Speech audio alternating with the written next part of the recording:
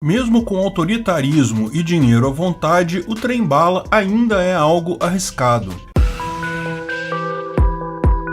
Esse é o Visão Libertária, sua fonte de informações descentralizadas e distribuídas. Falamos no último vídeo sobre a tragédia que foram alguns projetos de trem-bala, ou trem de alta velocidade mundo afora. O trem-bala do Lula, que ligaria São Paulo e Rio de Janeiro, foi sepultado após consumir montanhas de dinheiro. O trem de alta velocidade entre Los Angeles e São Francisco também está com a obra empacada e provavelmente também será abandonado sem a conclusão, mesmo com uma fortuna já investida no projeto. Com tantas dificuldades, vimos que existem alguns segredos para trens de alta velocidade que funcionam. Devem ligar cidades que já tenham uma ligação por trem estabelecida, assim não requerem muita desapropriação. Além disso, devem ser trajetos relativamente curtos, entre centros muito densos e preferencialmente com poucos obstáculos geográficos no caminho. Por isso, a maioria dos trens de alta velocidade no Japão, Coreia e Europa funcionam bem. Foram construídos com orçamentos razoáveis, porque em todos esses lugares já havia uma malha ferroviária consolidada, foi fácil aproveitar aquela malha, ligam grandes centros urbanos em distâncias relativamente pequenas. Embora alguns ainda requeiram incentivos do governo para operar, não são tragédias financeiras completas. Se esse é o segredo do sucesso, o que explica então a China? A China tem cidades superpopulosas, é um fato, muitas cidades acima de 1 milhão de habitantes,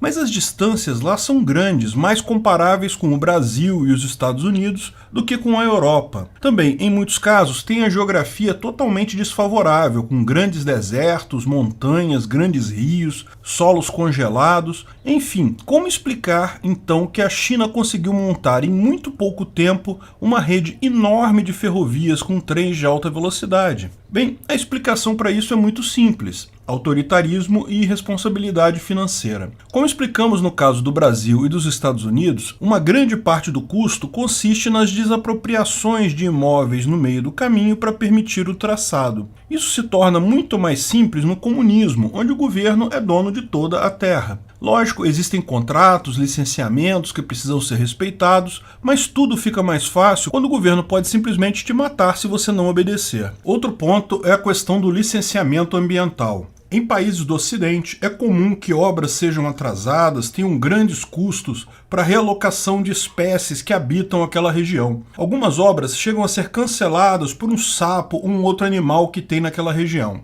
Mais um custo enorme. Na China, se for preciso, eles asfaltam o sapo. Com essa enorme vantagem, a China construiu com relativa facilidade aquilo que sairia muito caro em qualquer país ocidental: dezenas de linhas de alta velocidade em muito pouco tempo. A grande questão aqui é: vale a pena esse custo? Lembre-se, num lugar em que eles podem tomar a propriedade de outras pessoas para ajudar você a chegar mais cedo no trabalho, eles também podem tomar a sua propriedade para ajudar os outros. No final, ninguém é proprietário de nada e coitado de você no dia que o governo se voltar contra você. A China construiu muitas linhas de alta velocidade ligando as grandes cidades do país. A primeira linha entre Beijing e Tianjin foi ótima para as cidades. Outras ligações entre grandes cidades também foram completadas com enorme sucesso. Essas linhas iniciais, embora tenham sido muito caras pelos aspectos tecnológicos e de engenharia, funcionam muito bem, estão sempre lotadas e rapidamente se pagaram,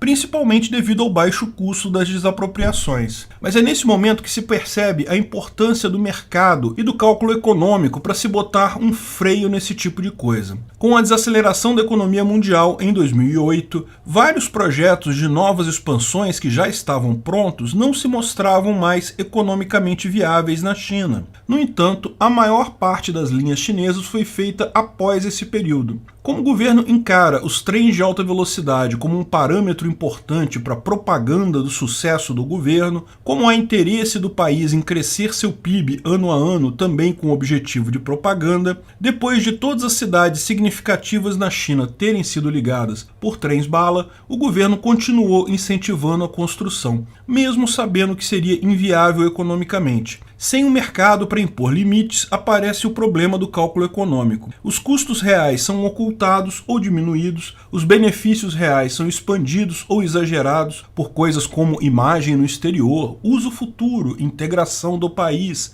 e por aí vai. A China continuou seguidamente a expansão de sua malha de trens, mesmo ligando cidades que não tinham qualquer expectativa de uso real capaz de pagar os custos da construção. Cada ferrovia construída a partir de 2008 é deficitária hoje, e algumas são muito deficitárias. E lembre-se, a construção de uma ferrovia de alta velocidade é um custo enorme, mas a manutenção dessa ferrovia também é significativa. Os desvios e problemas nos trilhos têm uma margem de erro muito baixa. Falhas de poucos milímetros nos trilhos, que seriam aceitáveis em uma ferrovia convencional, se tornam um risco de acidentes enorme numa ferrovia de alta velocidade. Isso faz com que a manutenção tenha um custo alto. Com o interesse do governo de investir mais e mais nessa rede, muitos trechos operam com baixa ocupação. Alguns rodam praticamente vazios, como o caso do longo trecho de Lanzhou até a província de Xinjiang, que tem uma ocupação de apenas 6% do que seria necessário para pagar a manutenção da linha. Esses trechos trazem, por óbvio, prejuízo para a empresa estatal responsável pela operação da malha. Junte-se a isso os inúmeros casos de corrupção, desperdício, mau planejamento, típica de grandes estados e empresas estatais gigantes. Quase toda a malha ferroviária chinesa é gerenciada pela China Railway Corporation, sendo que a malha de alta velocidade é gerida por uma subsidiária dessa, a CRH, ou China Railway High Speed. Em 2011, um grande escândalo aconteceu quando se descobriu que a presidente dessa empresa havia recebido uma enorme quantidade de propina para escolher os padrões de construção de determinada tecnologia. Outros casos aconteceram ao longo dos anos, mas como é típico nesses casos, a corrupção é o menor dos problemas. O maior problema é justamente o planejamento inconsequente, as falhas de projeto e tantas decisões tomadas de forma errada. Justamente por não precisar pensar em lucros, viabilidade econômica, acaba se desperdiçando uma enorme quantidade de recursos. Veja, a China se gaba de ter aumentos seguidos do seu produto interno bruto, crescendo quase 10% ao ano desde os anos 2000. Mas esse aumento fenomenal é, em grande parte, derivado de investimentos questionáveis. Muitos imóveis são produzidos e vendidos, portanto, contam para o PIB todo ano, mas o valor de fato desses imóveis é questionável. Da mesma forma, grande parte desse PIB advém da enorme indústria de construção e manutenção de trens de alta velocidade, os trens-bala. Mas o fato é que a grande maioria das linhas dão prejuízo e muitas delas sequer pagam a própria manutenção. Em 2019, a empresa de trens da China tinha 850 bilhões em dívida. Com a pandemia e a diminuição do número de passageiros, perderam 50 bilhões em um único ano, chegando a 900 bilhões em dívida. Mas, mesmo com o retorno da normalidade em 2021, a empresa ainda operou num prejuízo de 8 bilhões de dólares. Ou seja, chegando a 908 bilhões de dólares de dívida, mesmo com a operação a níveis pré-pandemia. Pior, muito dessa dívida da empresa estatal é ocultada porque se trata de investimentos dos governos locais, que têm títulos da empresa. Estima-se que a dívida total esteja beirando os 2,1 trilhões de dólares. Ou seja, estamos falando aqui de uma empresa que tem 7 Evergrandes de débito e esse débito continua crescendo, porque essa empresa desde 2008 nunca deu lucro. Pior, eles continuam investindo em novas linhas, cada vez com menor retorno previsto, cada vez com menos possibilidade de um dia ter lucro. Esse é o tipo de erro causado pelos problemas do cálculo econômico. Como os custos e interesses estão ocultos numa montanha de determinações coercitivas, leis, uso de violência, valores questionáveis, as decisões de alocação de recurso escasso se tornam irracionais. A eficiência vai para o espaço.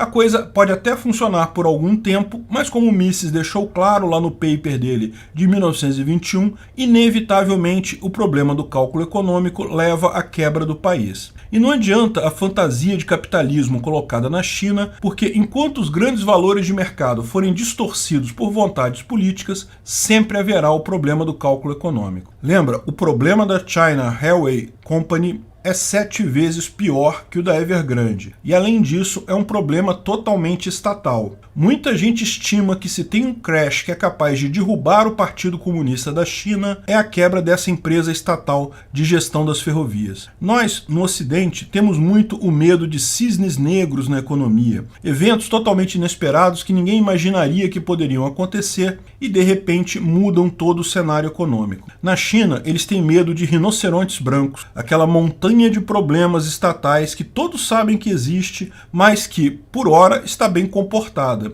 No momento que o rinoceronte começa a correr, porém, pode atingir qualquer um aleatoriamente. Se tem um rinoceronte branco que pode quebrar a China, é a China Railway High Speed.